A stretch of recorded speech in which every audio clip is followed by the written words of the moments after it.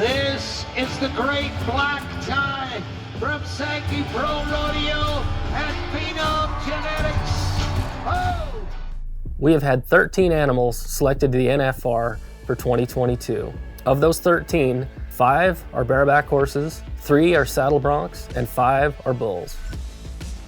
I think everybody's favorite bull at Sankey Pro Rodeo and Phenom Genetics is Arctic Assassin. He is a pet. He is dog gentle.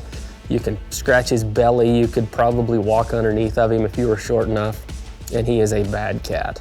He's been to the PBR finals a couple of times. This is his second trip to the NFR. I don't think they rode him all year, and I'll bet they don't ride him at the NFR.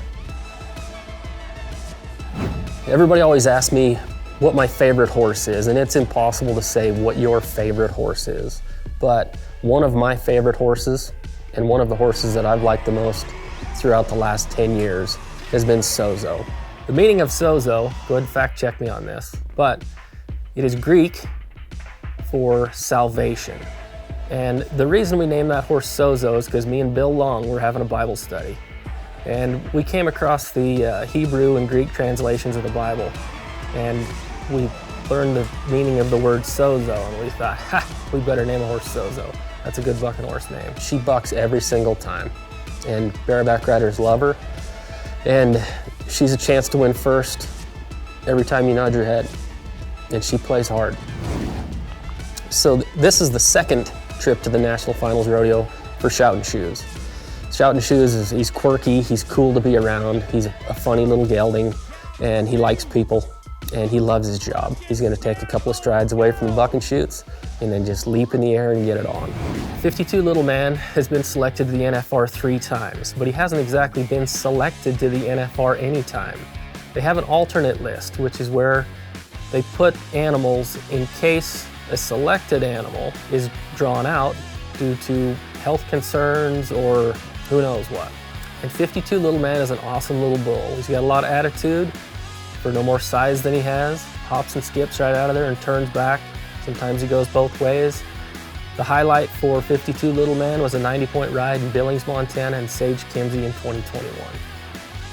Pendleton Roundup's Marquee has been one of our staples for years. Donkey. Pendleton Roundup's Marquee has been one of our staple horses at the NFR for years. Genetically, she's supposed to go to the NFR. She's a phenomenal horse. She bucks every time. Everybody loves her. We started out the year this year with Sage Newman, the #1 in the world right now, riding that horse in Fort Worth, Texas, to win the round. And she's perfect. She's flawless. Everything about her is great. She's big, she's sound, she's thick, she stands on a chute, totally gentle.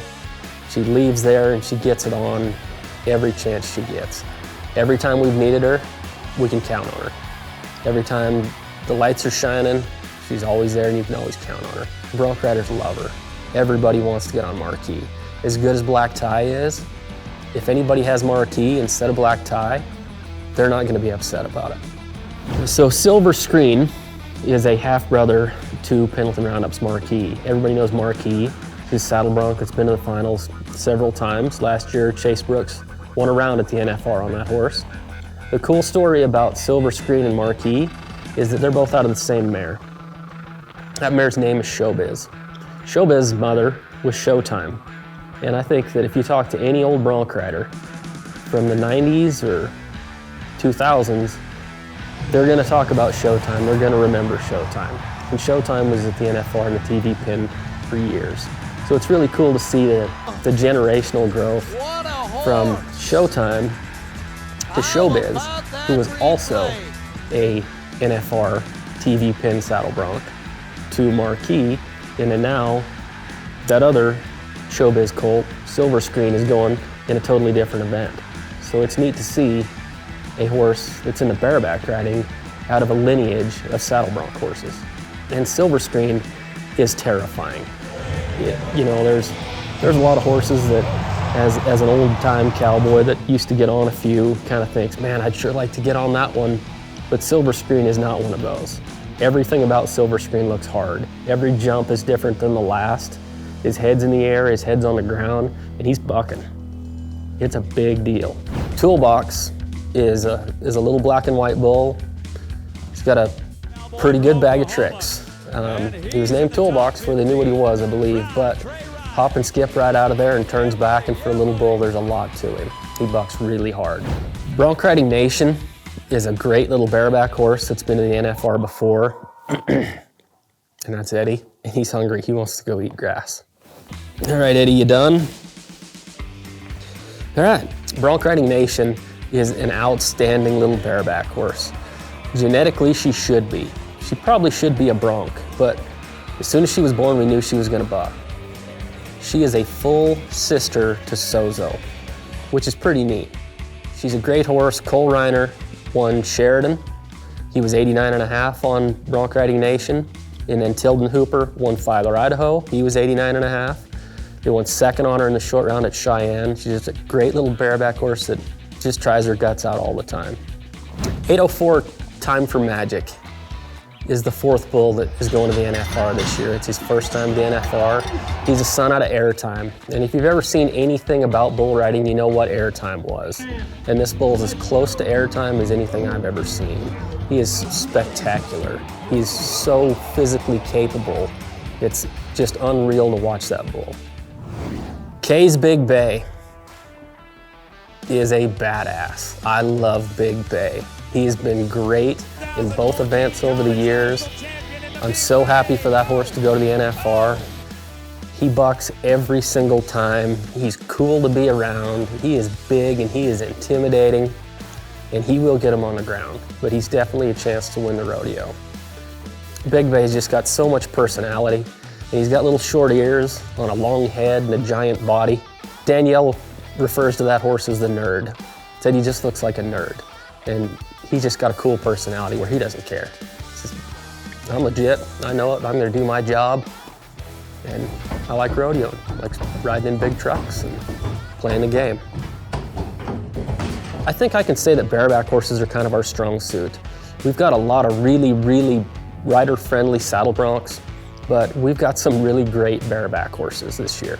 And you know, we gotta go talk about Mercury Leatherworks, Irish Eyes. 2 years ago, Tim O'Connell won Cheyenne on that horse, which is awesome. This year, Casey Field won Pendleton on that horse.